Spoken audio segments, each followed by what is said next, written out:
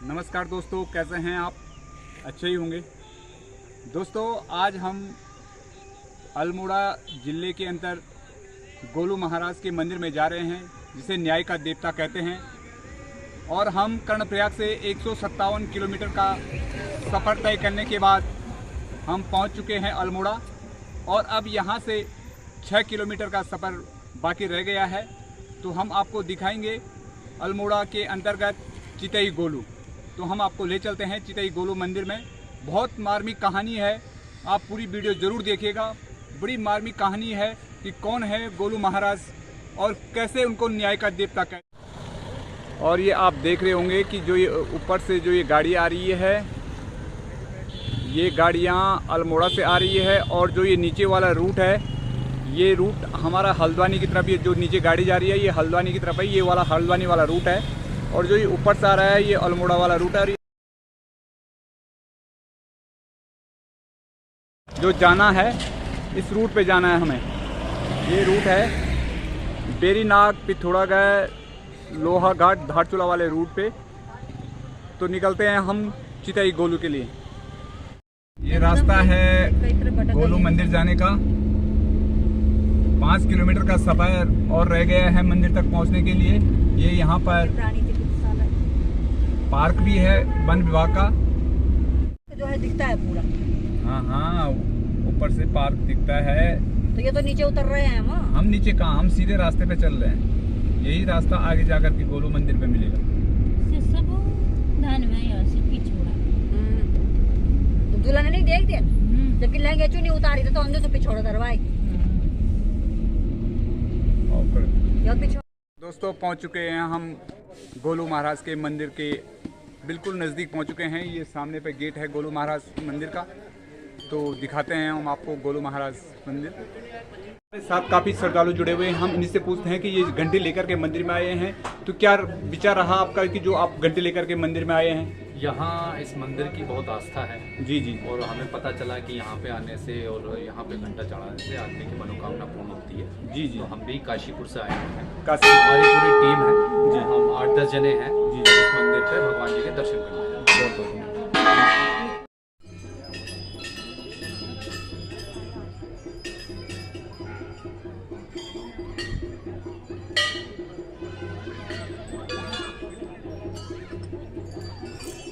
दोस्तों, ये है गोलू महाराज का मंदिर।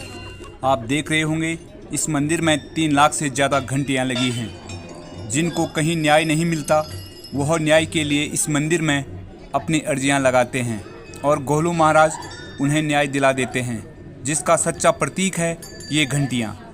इतिहास व लोक मान्यता ये है कि कत्यूर वंश के राजा झालूसाई चंपावत व अल्मोड़ा के राजा हुआ करते थे। उनकी कोई संतान न होने के कारण लोग उन्हें नाटू कहने लगे। पुत्र प्राप्ति के लिए राजा ने 7 विवाह किए, फिर भी कोई संतान पैदा नहीं हुई।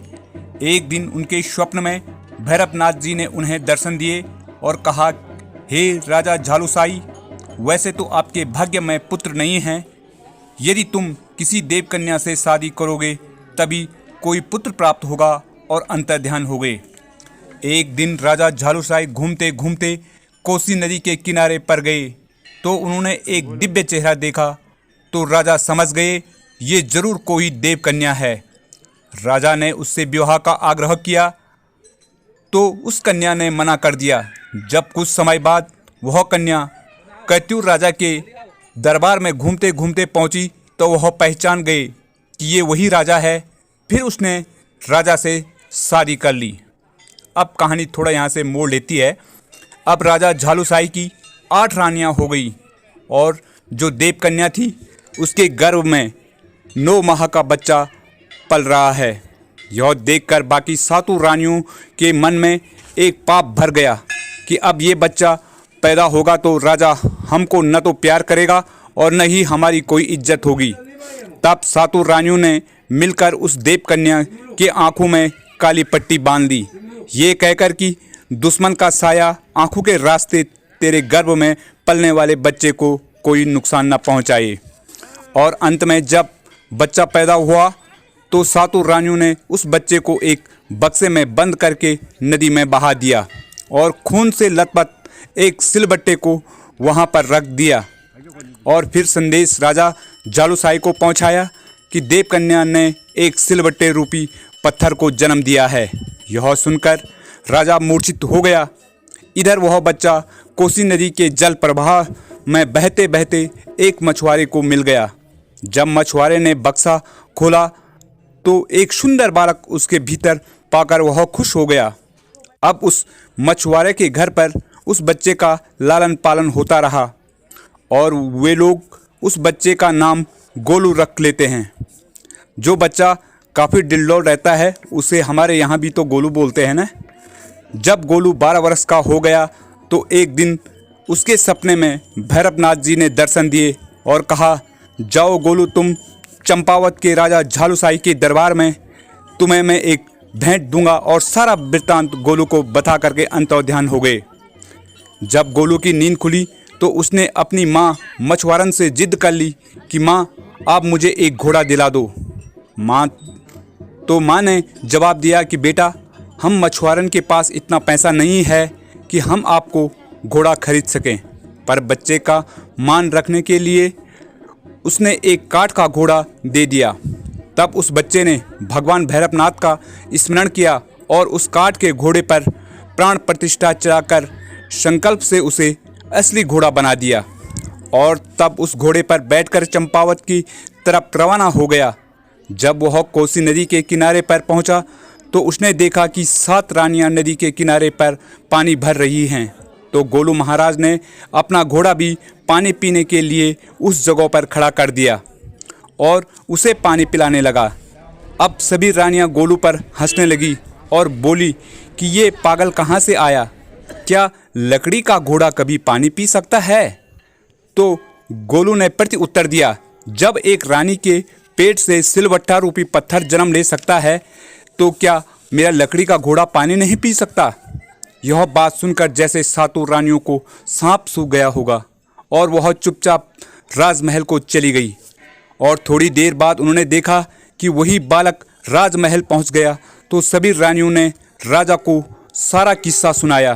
तब राजा झालूसाई ने बड़े नम्र भाव से पूछा कि कहो बेटा, आप कौन हो और कहाँ से आए हो? तो बालक ने अपने स्वप्न में आए भैरवनाथ की कही हुई बातें बताई कि बाबा, मैंने इसी कुल में जन्म लिया था और इन 7 रानियों ने मिलकर मुझे नदी में बहा दिया और सिलबट्टे ने नहीं, मैंने जन्म लिया है आपके घर में। यह सुनकर राजा झालूसाई को गुस्से में आकर उस 7 रानियों के सिर काटने के लिए तलवार दे देता है और कहता है, यही इनकी सजा है। तब बालक गोलू कहता है, नहीं बाबा, इनको इतनी बड़ी सज़ा मत दो, नहीं तो माँ शब्द की गरिमा खत्म हो जाएगी। इनकी यही सज़ा है, ये अब दासी बनकर रहेगी। और तब झालूसाई ने अपना सारा साम्राज्य व शक्ति गोलू को दे दी और कहा कि बेटा, आज से तू न्याय का देवता कहलाएगा। तब से और आज तक हर किसी को न्याय मिलता है गोलू मंदिर में। तो ये है गोलू महाराज मंदिर। तो दोस्तों, कैसी लगी आपको हमारी ये वीडियो? लाइक, शेयर, सब्सक्राइब और कमेंट्स बॉक्स में ज़रूर लिखें कि आपको ये वीडियो पसंद आई या नहीं।